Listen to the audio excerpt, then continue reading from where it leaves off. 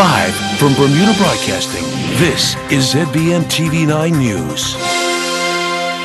You're watching Bermuda Broadcasting News. It's Monday, May 28th. I'm Diane Brewer, and thank you for joining us tonight. A 15-year-old boy has appeared in court in the UK following the murder of Bermudian teenager Samuel Butler in the northern city of Sheffield. Samuel, who was also just 15 years old, was fatally stabbed last Thursday night. A police spokesman in South Yorkshire stated that Samuel's family are receiving support from specialist officers and have requested that their privacy be respected. Hal Davis has a report.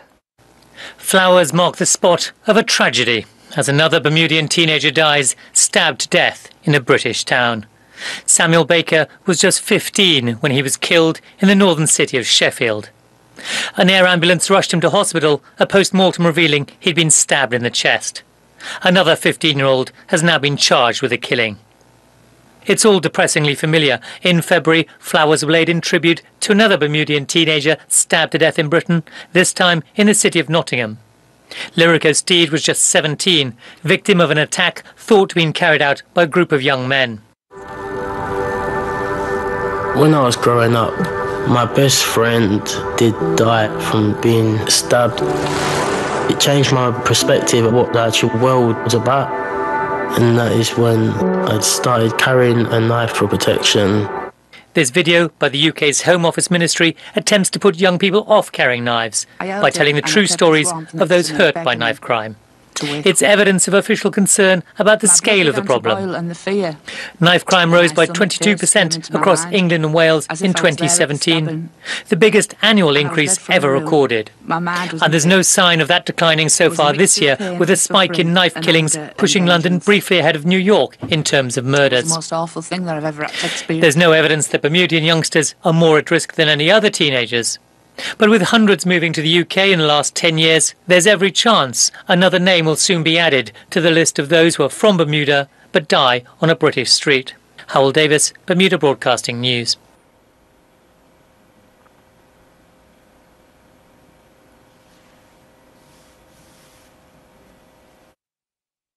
In other news, with Police Commissioner Michael De Silva reportedly set to leave the post on June the 15th, just a few weeks away, there is talk that a decision has been made on who his successor will be, and that announcement will be made by the middle of this week. Police sources telling Gary Moreno the successful candidate is believed to be from the UK. However, it is understood it will not be Christopher Sheed as first thought. Mr. Sheed prepared a controversial report on the December 2nd, 2016 protest against the airport redevelopment contract, during which police officers used pepper spray against demonstrators. We understand that within the ranks of the BPS, officers feel strongly that a local officer should be identified and trained to become commissioner once Mr. De Silva's successor steps down. We're told several members of the BPS top brass are in their early to mid 50s and could retire by the time a commissioner is appointed. Further, nearly a third of serving officers could be gone within the next 5 years, with reportedly no firm succession plan in place. Well, we'll have more for you after this short break, including news of a neighborhood squabble that seems to be getting nasty. And we'll also have all the latest weather news. Stay with us. Carl, you're not entering this race. You cannot do it. You're not strong enough. It's too dangerous. Please, son, listen to your father. I can do it. I'll show you, Dad. I'll show everyone. I can do this. I know I can! Who's there? Show yourself. So you're looking to join the derby? Come with me if you want to win.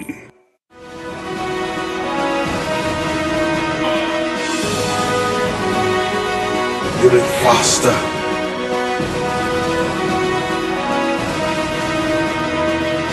You'll be stronger. You'll be better than the rest of them. You'll be a winner. Can you feel it? The ducks are coming back.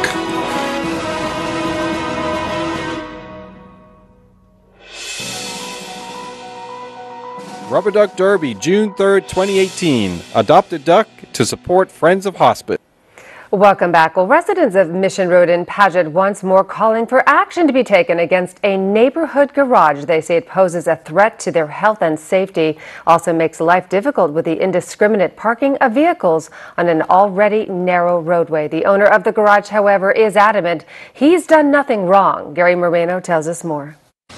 To give an idea of what residents complain they are dealing with, this is what Mission Road looked like when we recently visited. There has been a long-standing debate about whether the road is a private one, as Cardoza's garage owner Mark Souza says it is, or a public highway. Chief Justice Dr. Ian Kewley ruled in a civil matter brought by Mr. Souza against the Minister of Public Works that it is in fact a public highway. That was in early March, and subsequently the ministry issued an abatement notice to Mr. Souza's lawyers to have all vehicles removed within 5 days of that judgment, or the government would remove them and charge Mr. Souza for doing so. Mr. Souza reportedly did not heed that order, and the vehicles were removed by Public Works staff. So why are they once again now lining the street? They were prematurely removed. Colonel Brett is actually in contempt of court because there was an understanding or court undertaking by the Supreme Court saying that nothing was to happen until the matter had been resolved by the Supreme Court. And now it's before the Court of Appeals. So he took it upon himself to remove vehicles. Contacted about this, a spokesperson for the Ministry of Public Works told us, quote, "The ministry is aware of the concerns on Mission Road in Paget and is taking steps to address it," unquote.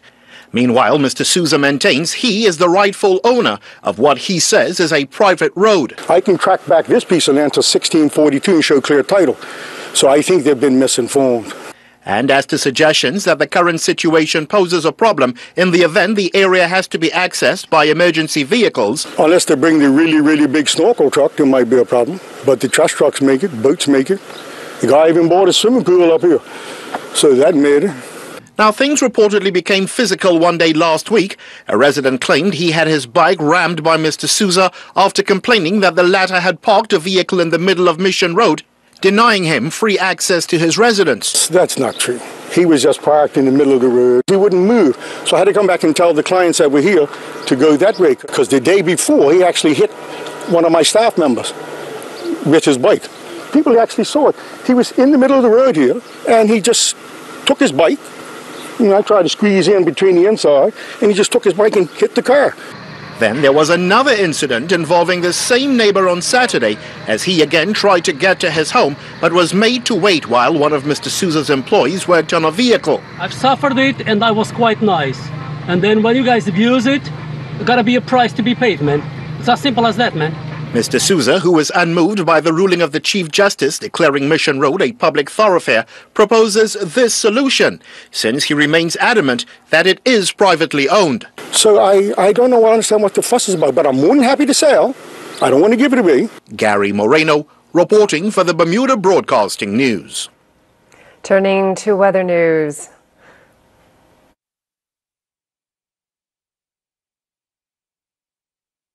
Turning to weather news, some showers moving our way, which is a good thing because we definitely need that tank rain. Here's the latest from AccuWeather headquarters. AccuWeather is presented by BF&M Insurance Group. We now go to AccuWeather headquarters. The BF&M Insurance Group is pleased to bring you tonight's AccuWeather forecast. I'm AccuWeather meteorologist Brittany Boyer, and hopefully you've had a great Monday. We do have some changes on the way here. And yes, we're going to be getting some rain, and anything we can get, you know, goes a long way here across the island. So what we're essentially going to be having, you can see there's a lot of moisture out there right now. A cold front or frontal boundary is going to be dropping its way on south, and right now there is a subtropical storm down here in the Gulf of Mexico pushing inland. Those showers and thunderstorms are going to be interacting with that frontal boundary. So yeah, we are going to have some rain moving into the area. As we look at the last couple of hours, so the radar estimated rainfall, haven't seen too much here. We'll allow for a shower tonight, but a better chance for some precipitation as we head into the next couple of days. So our radar loop, we're starting to say goodbye to the dry air, and here comes some of that moisture off the east coast. So it is going to be getting wet up until that point, though. Temperatures in the 80s today. Hopefully you enjoyed it. Humidity, it's up there, 70 to 75%. The winds are out of the southwest, 10 to 15 knots. And this is just the time of the year when you get all that heat and the humidity. It's tough to keep the hair in check. Trust me, I know how that goes this time of year. Water temperature 76 degrees, waves inside the reef 1 foot or less, outside 2 to 3 feet, and we are going to see that increasing as we head into the next couple of days. We actually do have some marine alerts that I'm going to tell you about in just a moment. So overnight tonight, it's a sticky one. We'll call it mainly cloudy and humid with a shower around. Going to be pretty spotty out there for tonight, but we'll see an uptick in the moisture as we head into Tuesday and also as we get into the midweek time frame here. So right now we have a small craft warning. It starts later in the day on Tuesday and continues into Wednesday morning. So if you're trying to head out in the water, make sure you are taking it easy. It's also going to be pretty unsettled out there as well. High tide coming in at 8:52 tonight and low tide just after 3:20 on Tuesday morning. So it's going to be pretty humid outside tomorrow, and on top of that, we are going to have some showers in the area. 80 degrees, 72 for your overnight low. If you're doing any traveling, we can take a look at the travel forecast. Toronto, 79 degrees, clouds and sunshine. New York City and Boston, some warmer temperatures.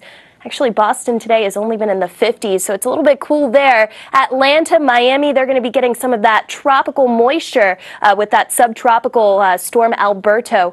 Not going to have any significant impact for us here. It's just going to enhance the shower opportunity with that frontal boundary that's slipping south. Jamaica, Barbados, and also Trinidad, upper 80s with showers in the area. Your extended forecast, we keep the rain around into Wednesday. It will be windy at times. Thursday and Friday, we start to dry things out, upper 70s. Next storm arrives by the weekend.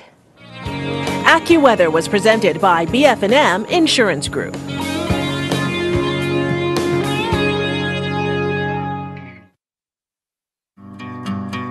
I was diagnosed with illness. Very frightening because my son had just turned 1 and it was a cancer. So I'm young, new baby, and I needed to get the care that I knew would be definitive so that I wanted to be around for him for a very long time. I got in contact with BF&M, and BF&M was able to commit at that time to doing at least 50%, so we were comfortable, okay, well, we're gonna go. We got off the plane actually the day of the procedure, and on my way to the limo, my case manager called and she says, Kiana, we got it, you're covered at 100%. And I cried all the way to the office because I was just so happy. The BF&M difference is that I really felt that the case manager really was concerned about my overall care, and because of that I really appreciated them. I think that personal care, that willingness to listen, and then to work until they were able to get it so that I could get full coverage really made the difference for me. Fresh Breath Dental is more than a dental office. It's a community dental office with wheelchair access, scholarship opportunities, community day free extractions, plus savings opportunities with $25 off through BIU and BPSU and referral award, and an $80 teeth cleaning as part of our transitional program. Because we believe when the community benefits, we all benefit, as a healthy mouth is a healthier you. So don't delay. Call 433-6825 or email info@fbdl.bm to schedule your appointment today at Fresh Breath Dental in the Cedar Park Center, Hamilton. This is Rick Blomquist of De Pere, Wisconsin. His life is pretty comfortable. He lives in a comfy home, wears comfortable shoes. He even has a comfortable job. Rick Blomquist thought he had comfort all figured out. But then he laid on a Certa and realized his life was only just sorta comfortable. The new Certa iComfort Hybrid Mattress. Not just sorta comfortable, Certa comfortable. Feel the difference a good night's sleep can make. Exclusively available at Dreams, Bermuda's only mattress gallery. We must apologize for some technical problems. We hope they're now over. Turning to business news, from the official launch of an infrastructure fund to a courtship called off, Tony Waterman has your business mashup. Bermuda's ports, roads, bridges, and docks are one step closer to an overhaul now that the Bermuda Infrastructure Fund has officially launched. The $100 million fund is backed by the insurance and reinsurance industry, with AIG CEO Brian Duprose spearheading the charge. The money, at least initially, will go towards road, bridge, industrial, and healthcare facility projects, among others. It's unclear, though, when the first project will be chosen. Like many countries, Bermuda's infrastructure is aging, and the government government alone cannot fund all the upgrades. Sound infrastructure is also needed to attract new industries like insurtech and virtual currency businesses. Talks have been called off between Swiss Re and SoftBank. The Japanese firm was eyeing a minority stake in the Swiss Re insurer, and while no reason was given for the talks' collapse, reports point to SoftBank's waning interest. Swiss Re was entertaining the deal amid years of falling prices and intense competition. That's led to widespread consolidation in the industry. SoftBank offered Swiss Re the hope of new streams of revenue from fast-growing insurance markets in Asia and technological insights. As for SoftBank, the deal would have significantly expanded its interest in financial services. XL Catlin is celebrating 20 years of operations in Colombia. The Bermuda-based company underwrites a number of business lines there, including accident and health, aviation, credit, and agro-casualty. Colombia is a home to XL's Latin America operation with hubs in Bogota, Buenos Aires, São Paulo, and Miami. The head of the reinsurance office in Colombia said this anniversary is a time to reflect on XL's development in Colombia and to work towards new innovative solutions to respond to a changing risk landscape. I'm Tony Waterman, and that's your Business Mashup. Thanks, Tony. Well, with summer now well and truly on us, you might be looking to buy some sunscreen. For most people, a factor of 50 is more than adequate, perhaps even overkill. But new evidence is emerging from the United States that you might want to even go higher to get really good protection. Meg Oliver, CBS News, has more. Let's go. First-time mom Jessica Goldstein keeps 5-month-old Eloise out of the sun as much as possible. I want to make sure that she's completely protected. I don't want her to get any sort of skin cancer. Some people find choosing a sunscreen overwhelming with so many options. Now, new research suggests higher SPF sunscreens may be your best bet to avoid sunburn. A recent study in the Journal of the American Academy of Dermatology found that SPF 100 was more protective than SPF 50. Dr. Daryl Regal is one of the study's authors. This was a real use study where people actually used it as opposed to testing it in the lab. Because people under-apply sunscreen, the higher SPF is more forgiving. And that's really what the advantage was. For the average user, they put on a little less and they skimp a little bit, they're still getting strong protection. Researchers compared SPF 50 versus 100 on skiers in Colorado. The study found the SPF 50 side of the face was 11 times more likely to burn compared to the SPF 100 side. Dr. Regal advises choosing a sunscreen that's at least SPF 30 or higher. You want to look for the words broad spectrum, because that means it protects ultraviolet A and ultraviolet B waves. You want something that's water resistant 80 minutes. That's the maximum of protection. Although Jessica chooses shade over sun. As I got older and started really understanding what could happen, I realized that I need to be putting on sunscreen. She now plans to reach for the highest SPF available under the sun. Meg Oliver, CBS News, New York. You hear the birds? Some great advice. Well, still to come, your chance to fight interstellar war, though possibly on a slightly smaller scale than you might expect. Plus, Earl Bazin will have all the latest sports news. That's in just a few minutes. I got these for seasickness last week, and they're terrible. That's strange. I know. I put one behind each ear like you're supposed to, and nothing happened. These are tablets. You're meant to take them with water. I got this pump for my asthma. Hasn't changed anything. Show me how you're using it. It's an inhaler. You're meant to breathe it in. Well, this toothpaste, definitely off. It's a hemorrhoid cream. Well, that explains why my gums are shrinking. My biggest fear in this world was losing an arm, a leg, my eyesight. I was taking insulin injections. I was also taking lisinopril and a series of other medications. There are many medications that patients are on that are very helpful. If you're able to lower the blood sugar through lifestyle, decrease in sugar intake, increase activity, you don't need those medications anymore. Whereas before, we thought if you have type 2 diabetes, you've got it for the rest of your life. We now understand that it can be reversed. People are saying, oh, gosh, Miss Wade, you look like you lost weight. What are you doing? And you just tell them you're doing the diabetes reversal program. Dr. James looked at me and he said, Sister Wade, look at you. And I said, Doc, I got my sexy back. I said, Doc, I said, you know what? I can truly say that you saved my life. I invite you to take the first step on the journey of the Diabetes Reversal Program here at the Premier Health and Wellness Center. Welcome back. Well, turning to sports, and Bermuda's women's national team have advanced to the next round of World Cup qualifiers. Earl Bazin has details of that story and much more in tonight's sports package. Bermuda's women's national football team have advanced to the next round of the women's CONCACAF qualifiers, this after a 1-0 win and a Guyana draw. Bermuda went into their final women's CONCACAF World Cup qualifier level on points with Guyana in Group E, but were behind on goal difference. Bermuda's lone goal of the game came in the 40th minute when Akila Ferbert scored. Coach Nikita Robinson was pleased things worked out in the end. You know, we deserved it.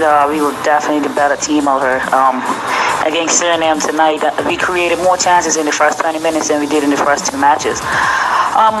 You know, moving forward now, you know, if we go back to the drawing board, we train.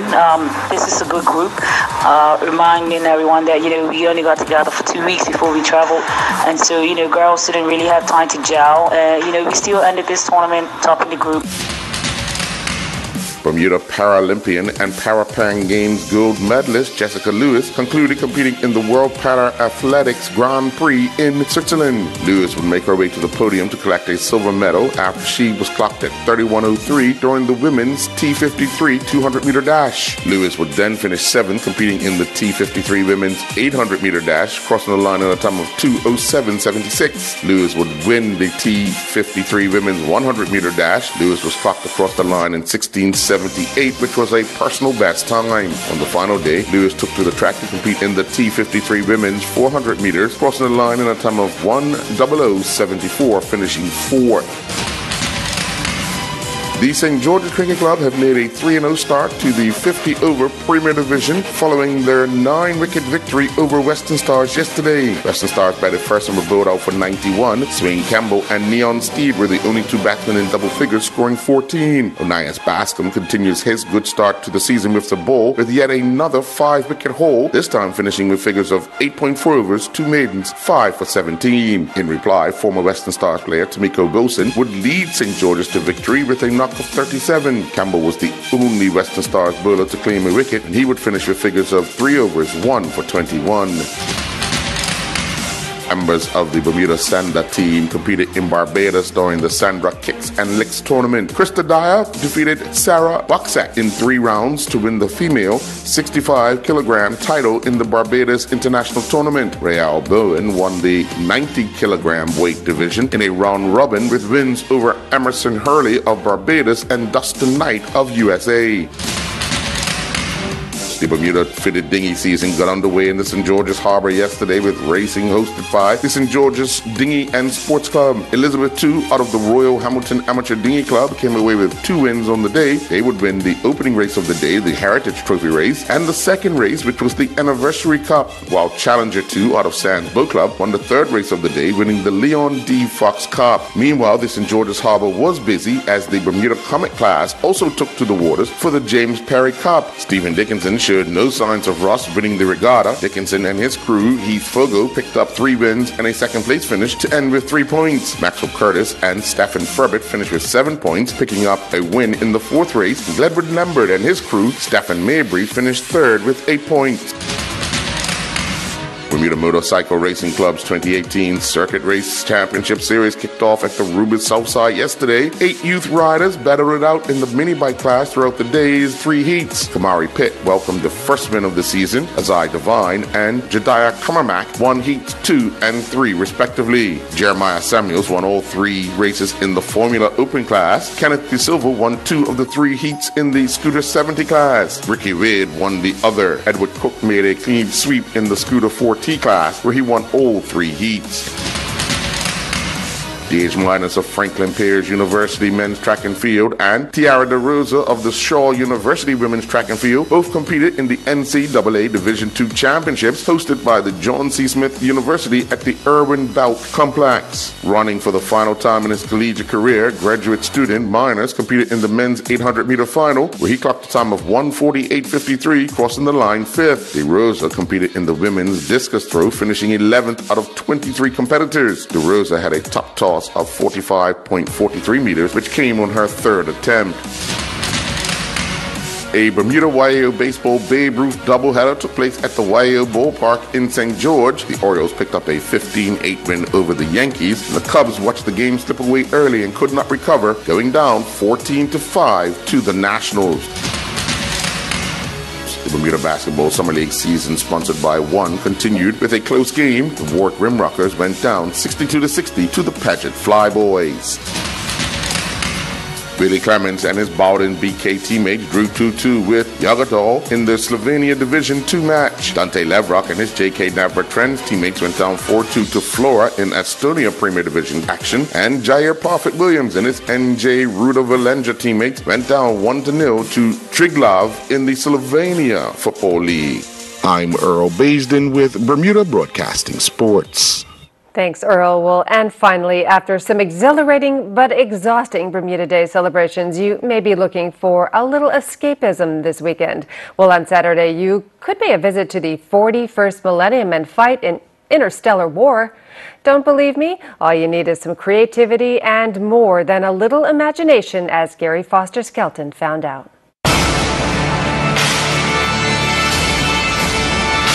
A dystopian landscape where armoured superhuman soldiers battle alien elves, vicious orcs, and gruesome demons.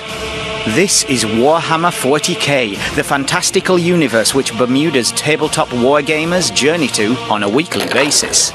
See what hits, freeze to wound.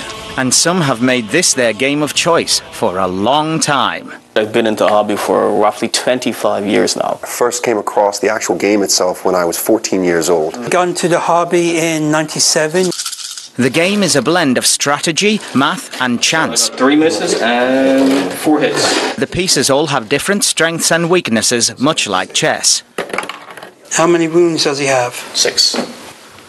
He won the combat. Guy's dead. The game, however, is only part of the attraction. Like most people of my generation, I grew up playing video games, and I found that lacking in interaction. When we're playing, we talk, we have conversations, we laugh, we discuss the news, current events. I certainly enjoy meeting new people and forming fast and long-lasting friendships and relationships with the other members of this game. But perhaps most striking to the outsider or the newcomer are the beautifully apocalyptic tabletop arenas and the sheer artistic commitment to creating them. This is how I used to paint. It's very basic. My skills improved. My models now look like this. There's something about this game, the artwork, the colors, the actual effort that you put into it, that I've always found to be rewarding, intriguing, exciting. And worth sharing. On Saturday, the gamers will be holding a Warhammer 40k intro day at the DNA Creative Shop on Front Street. So if you want to paint a model, engage in a tabletop battle, or discover more about the vast Warhammer universe, join them anytime between 11 a.m. and 5 p.m. Something new, something different. It's fun. Chess with guns.